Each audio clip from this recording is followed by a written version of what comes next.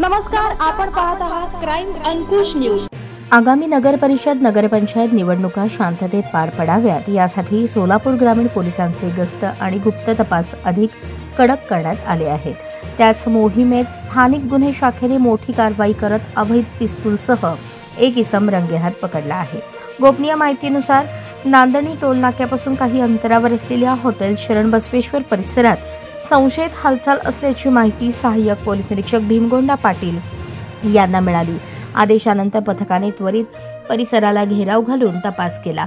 कपड्यांच्या वर्णनावरून मिळालेल्या माहितीनुसार पांढरी पॅन्ट आणि गडद जांभळा शर्ट घालून उभा असलेला इसम ताब्यात घेतला असता त्याची ओळख हुसेन बाशा रजाक सय्यद वय 46 राहणार शेळगी सोलापूर अशी पटली।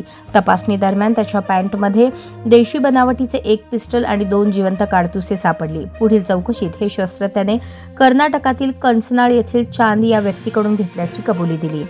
या कारवाईत एकूण 35,400 रुपयाचा मुद्देमाल हस्तगत करण्यात आला असून मंद्रुप पोलीस ठाण्यात भारतीय शस्त्र अधिनियम 1959 कलम 325 नुसार गुन्हा दाखल करण्यात आला आहे।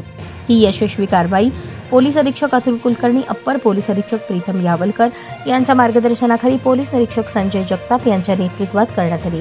पथकात सहाय्यक पोलीस निरीक्षक भीमगोंडा पाटील, पोलीस उपनिरीक्षक Dange, police head constable Salim Bagwan, Vijaykumar Bharle, police constable Pramod शिंपाळे, चालक पोलीस कॉन्स्टेबल दिलीप थोरात यांचा समावेश आहे।